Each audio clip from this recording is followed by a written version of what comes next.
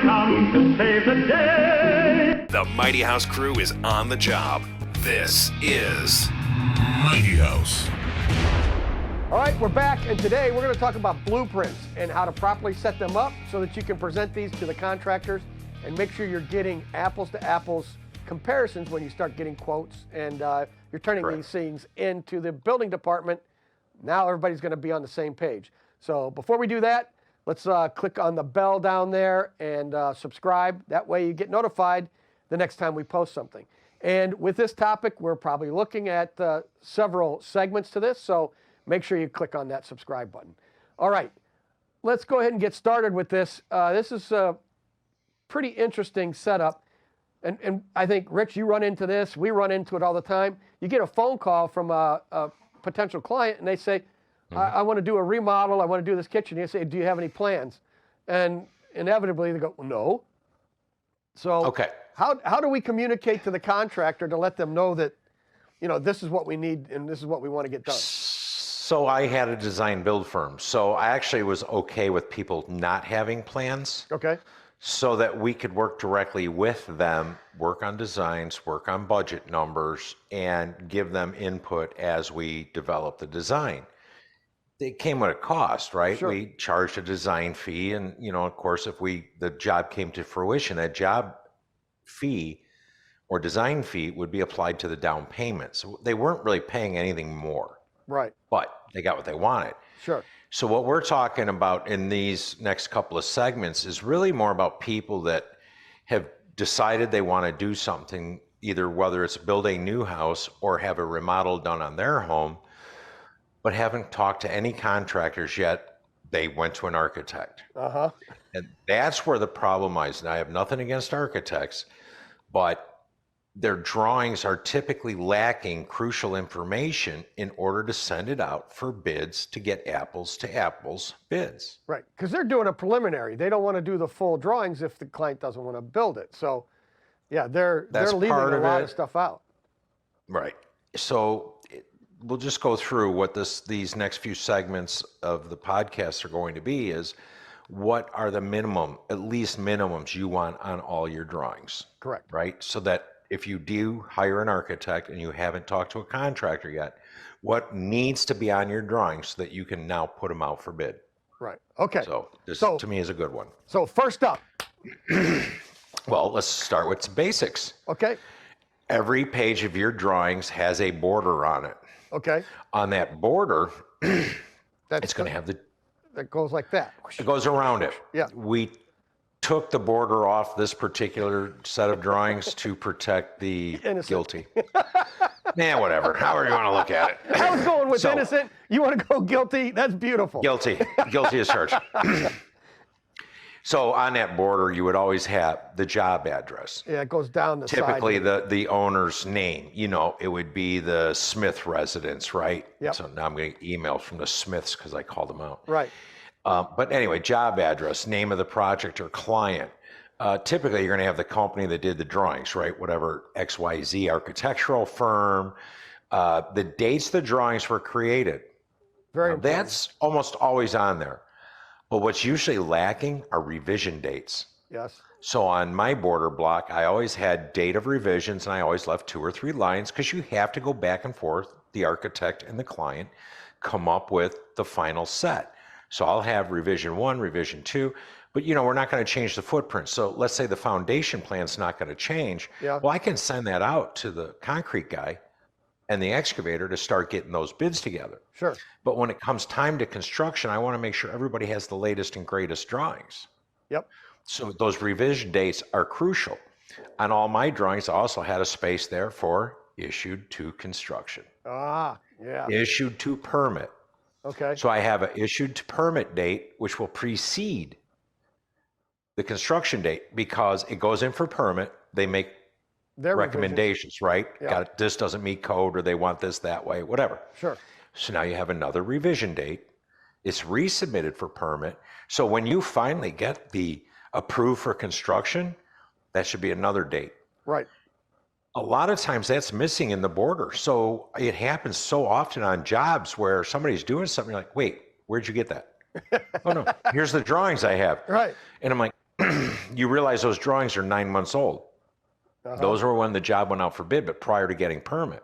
So you're working off an old set, so you've already set yourself up for change orders because you're not working off the correct set of drawings. Right. So that's why the border, which seems so stupid easy, is so damn important. It's critical. Yeah. It is critical. So the other thing that would be on there is pretty straightforward. The table of contents, scale of the drawings. So the table of contents, obviously you're listing all the drawings that are going to be included in that. And if you're doing a building in downtown Chicago, there may not be a table of contents on the border. It might be the next page. Correct. Because there might be 300 pages. What we're talking about is more residential, new construction and remodel. You should be somewhere in the area of 12, 13 pages, whatever, depending on whether it's 1-story or 2-story. Because, this is written up for a single floor or single story home. Right. So if it's a 2-story, you just double up some of the stuff we're talking about. Right. On that border, you're also going to have the scale of the drawings. Now, as an industry standard, 1/4 inch equals 1 foot is pretty much the standard. But most of the homes that we build, they don't fit even on 24 by 36 paper. So now we're at 3/16 equals 1 foot. Yeah. And now that's fun to get out your tape measure and figure that out. And that's the problem. I hate when drawings are at 3/16 to 1 because, yes, you're sitting there with a tape measure trying to figure out, 3/4 of an inch is 2 feet, so 1.5 inches is 4 feet. 1/4 inch to 1 is so much easier. 4 feet, 1 inch is 4 feet. If it's 2 feet long, it's 8 feet. Boom, done. But it's critical that that's called out because if you have it in 3/16 and it's not clearly called out, and somebody bids your job and they use 1/4 inch, you're going to be short material. Your roof rafters will be short. You know what I mean? People don't think about that until, what do you mean? I'm like, well, I did it at 1/4 inch. It needs to be there. Yep. And again, depending on the plan, you might do it. So if you had a detail, it might be 1/2 inch or even 1 inch to the foot, right, for a detail. So it must always be called out. All right. So that's your border.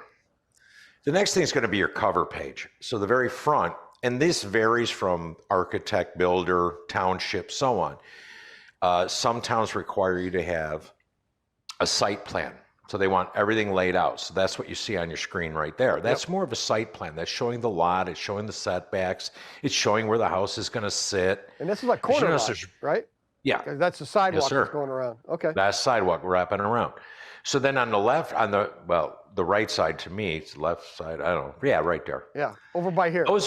That's pertinent information explaining the building codes that are applied to this job. The net area of the house, because you have in a lot of places, jurisdictions, you have impervious surface ratios, you have pervious, whether it takes water or it doesn't take water. Correct. You have lot coverage. There's a lot of rules you have to go with planning and zoning. That's a great place to stick all that. Right. Height restrictions, stuff like that can go in there too. Exactly. What your design criteria is, what building code are you following in your jurisdiction? And that varies from town to town, from state to state, even though we have the IRC. Yep. Well, the International Residential Code that is not international, it's barely town to town. Yeah. Well, and you could even have, different building zones within a district or within a town. Yes. They're zoned differently, so then you have different criteria based on lot size and things like that. So if you're zone 1, zone 2, all that stuff makes a difference. And you really have to check with the village or the city, the township, and make sure that you can, do that kind of stuff. And that's what your architect should be verifying too. Absolutely. And architect, builder, whatever. I mean, you need to know this because I know for a fact that most places in northern Illinois, our frost depth for footings is 42 inches. Right. Except it freezes more in Elmhurst because theirs is 48 inches. And if you don't know that, seriously. Yeah. And they require 6-bag mix. You cannot use 5-bag mix. So if you don't know those details, right, you're in trouble already. Right. Right. So those need to be called out. All right.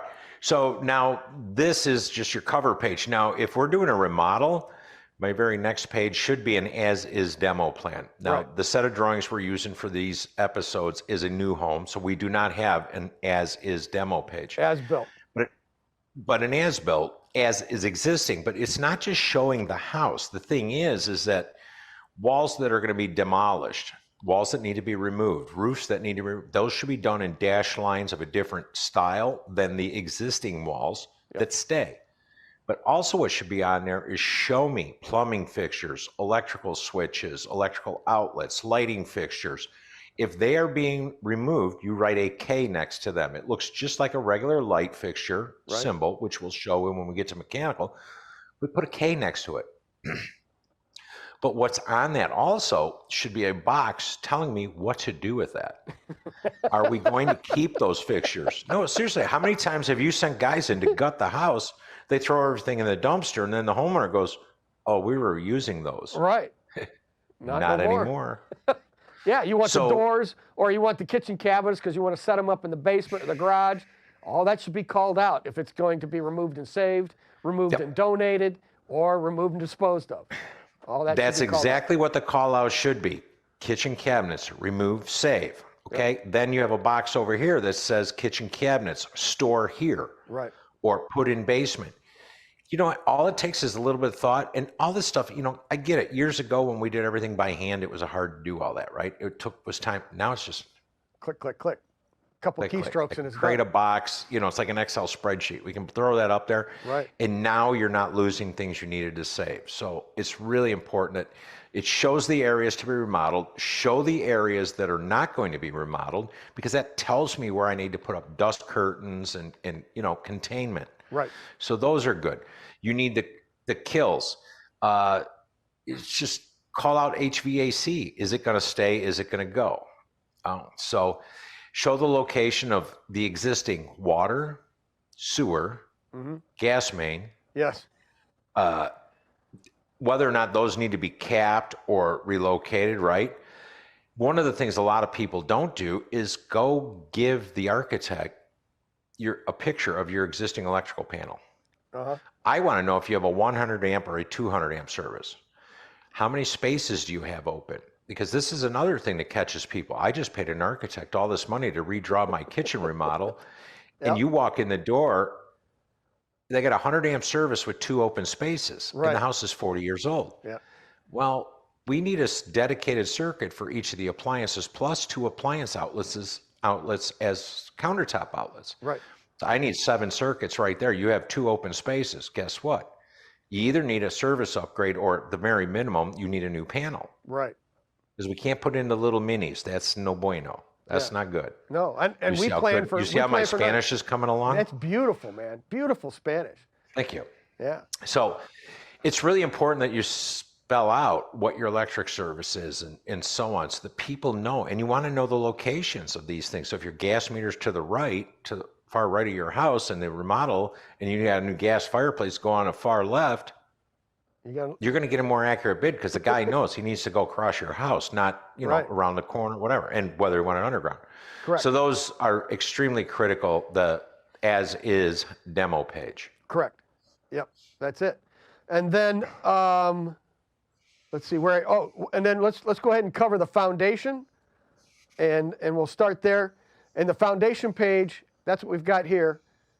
And is this? Can you zoom in on this? So this is a little different. This is a house that's slab on grade, so I don't have a basement. Okay, yeah. So if you had a basement, this would be more of a rectangle without all the other stuff in the middle. But what would be drawn across there would be maybe a couple of boxes of some dashed lines, long dash, like long, short, which is typical for steel. Yes. And something else to note is, people, if you don't know how to read blueprints, anything above 4 feet is usually indicated by a dashed line. So if you're looking at something in a solid line, it usually means it's at floor level. If it's in a dashed line, it usually means it's above 4 foot. So just think about like your kitchen, right? All your base cabinets will be drawn with a solid line, and all your upper cabinets are going to be drawn with a dashed line, because they're above 4 feet. Then we use a different line for beams, coffers, vaults, and so on. Anyway, so back to the foundation plan. It's going to give you dimensions overall from end to end. It will give you short dimensions for corner to, let's say, your escape window or exterior stairs or things like that. So it's going to show offsets in the heights of the walls. Reinforcement, concrete block will be called out. If it's block, if it's concrete, it's going to show an 8-inch concrete wall or a 10-inch concrete wall. All that stuff will be shown in scale. And then you put the notes on there just saying what is your concrete, if there's a special mix, whatever, so that everybody's quite aware of it. Right. And in this case, this one has plumbing and stuff. So I'm assuming that's what all this is for, right? That's calling out Yes. where the plumbing locations are so that can be put in before the floor gets poured.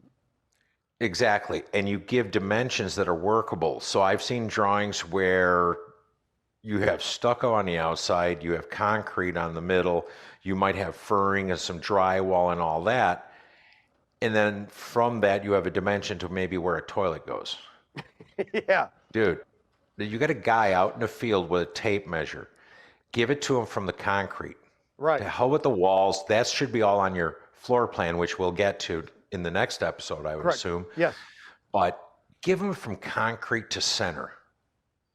You know, so I got a 3/4 inch concrete form. I can pull right off that form to the slab, and right there's, I can add the 3/4. Or I've already stripped the form, so I can go right off that concrete to that. And you call that out. These dimensions are concrete to center.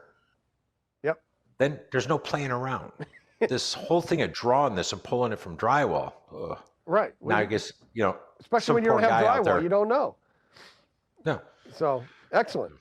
All right, so what we're going to do is we're going to extend this, and in the next episode, we're going to talk a little bit about floor plans, dimensioning those floor plans, and some of the mechanical things that need to go on, and then some other issues that are going to come up when you start doing that stuff. So we'll cover that in the next episode. Let me do this real quick. Sure. So the guys that were watching this and just freaked out because the foundation plan didn't call out wall thicknesses and this and that. Right. I'm going to cover that in cross sections, and I'll tell you why when we get there. Excellent. See, there's the teaser. So make sure you hit that subscribe button, dingle on the bell, and we'll catch you next time. And until then, Keep it square and level. There you go. See, I just changed it up, you know? Like boom, boom, boom, something new every I time. know, and then I have to process it because I never know which way you're going to deliver that. There you go. That's right. Exactly. All right.